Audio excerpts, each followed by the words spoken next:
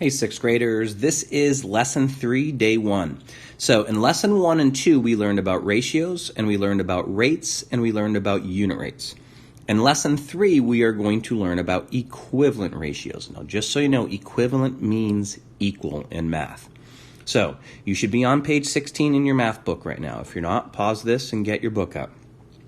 2. Remember the rules when you're watching the videos. If we're writing something down and doing problems with the video, you need to do them in your book. Also, if I give directions like pause the video and do a problem and restart it, make sure you do that. All right, that's how you'll learn the most. So now that you have your book on page 16, let's get started, and we're going to read up here, and I'll give you your first task. This says, in Lessons 1 and 2, you learned about ratios. Take a look at this problem. So follow along with me. It says, Mr. West uses this recipe to make a batch of soup. He often doubles or triples the recipe and freezes some of the soup. What ratio of cups of stock to batches of soup should Mr. West use to make 1, 2, and 3 batches of soup? Now, first thing I'm going to do is underline that. It says, what ratio of cups of stock to batches of soup should Mr. West use? All right, so let's take a look over at his recipe. By the way, potato soup, I think that's gross. All right. 4 cups of stock, I noticed there for a batch, so that's going to be important. All right, so now are you ready for your first task? Remember, this is the introduction lesson, or the introduction day for the lesson, so you're just going to kind of use what you know to try to figure out some of these questions. So you are going to do A, B, C, and D on your own. Make sure for each one it's asking you to explain, except for C. I don't think you have to explain anything in C. And D is going to ask you to write an explanation. So please follow all directions. Please write 1 or 2 good sentences explaining and answering the question when asked. Now, as you do A, B, C, D, pause the video. And as soon as you're done with these 4 questions, restart the video. You won't need the exact answers that I have. But remember, if you get one wrong, so what? If you're not sure, give it your best. You'll learn from it when we go over it. Okay, pause now. Do A and D, A through D. Restart when you're done. Go. All right, let's start with A. So you remember, you should already have it done. How many cups of stock were needed to double the recipe? Well, I know it takes 4 cups of stock for 1 batch, right? So I know doubling means times 2. So if you double the recipe,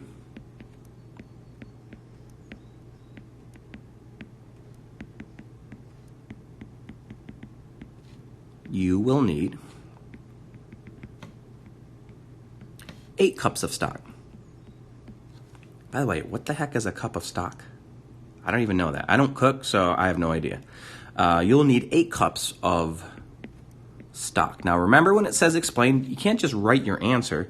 Explain means to tell me why. So all I need to do to say why is because 4 times 2 equals 8 cups. All right, so that's it for A. Remember, you can pause and make corrections, but you don't need my exact words. How about B?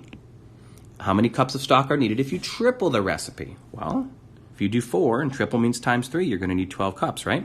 So I'm going to almost write the same answer as A, just change it to tripling. So if you triple the recipe, you will need 12 cups of stock because 4 times 3 equals 12 cups. So how'd you do so far? Kicking butt, I hope?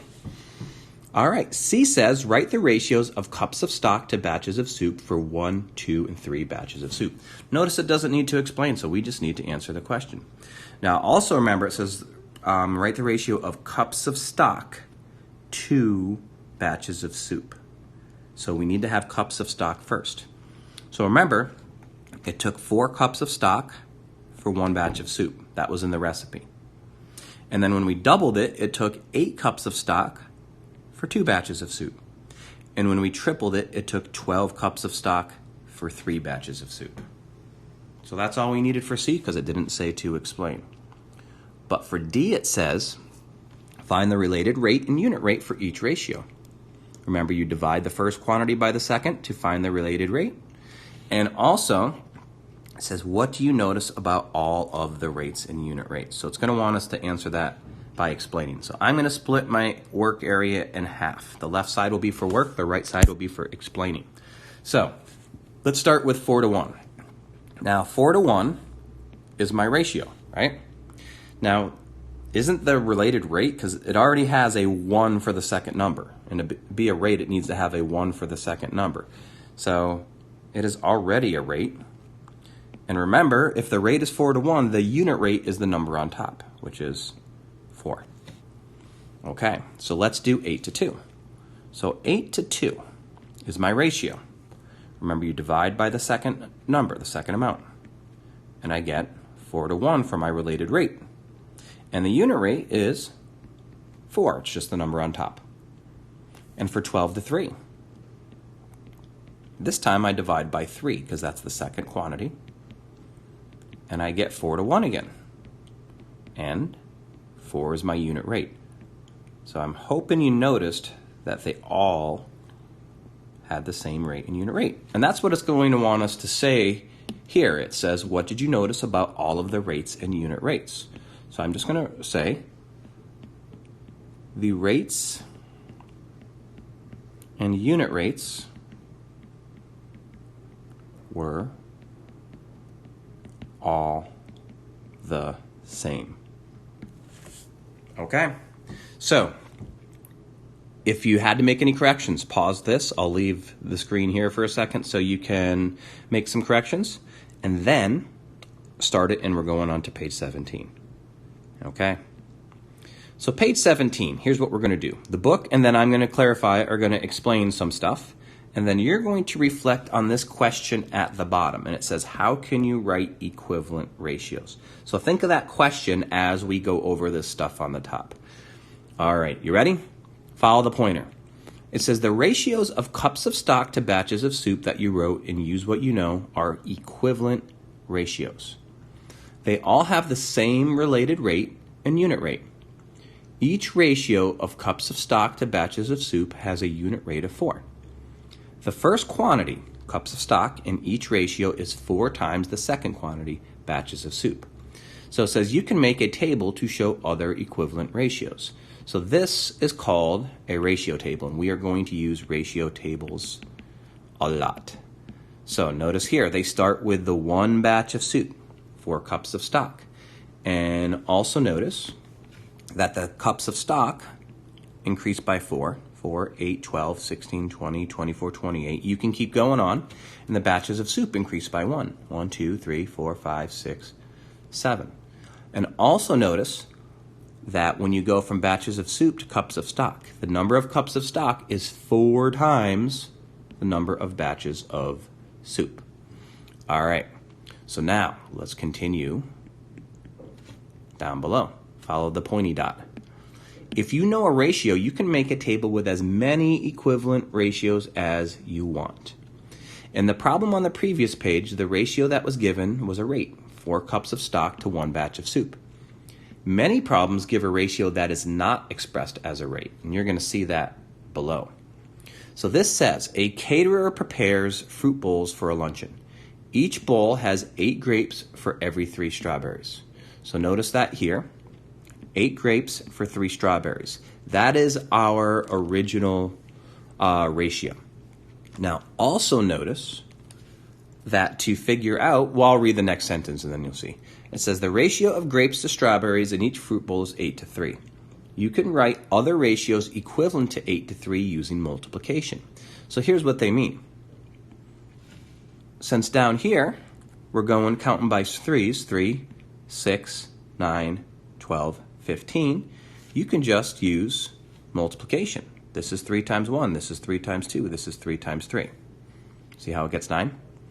Okay, also notice at the top, you're counting by 8s. 8, 16, 24, 32, 40, right? So you can also use multiplication. This is 8 times 1, 8 times 2, 8 times 3, 8 times 4, 8 times 5. All right?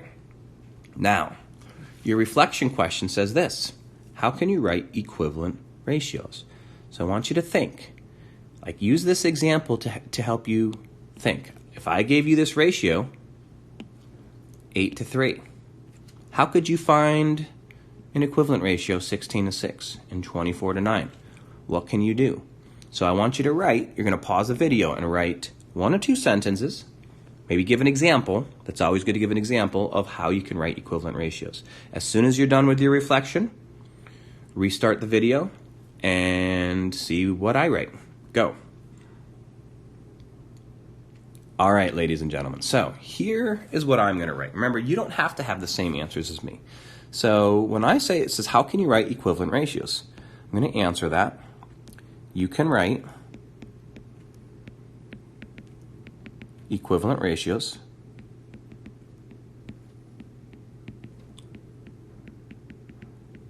Now, there are many ways to do it, but I'm going to mention the 2 ways we just talked about. I'm going to say using ratio tables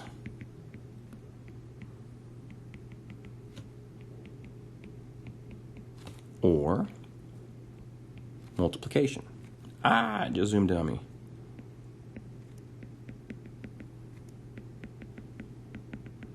Now I'm going to give an example. For example,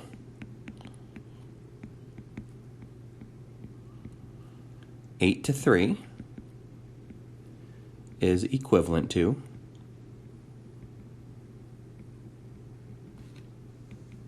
16:6 because you just multiply 8:3 by 2. That's how you get 16:6. So that's my example. Remember, when you explain something, giving a clear example will help make your explanation even better. So that's a good strategy to get into. All right, so you're done with me for now. You can pause this video or rewatch it or rewind back to another part as needed.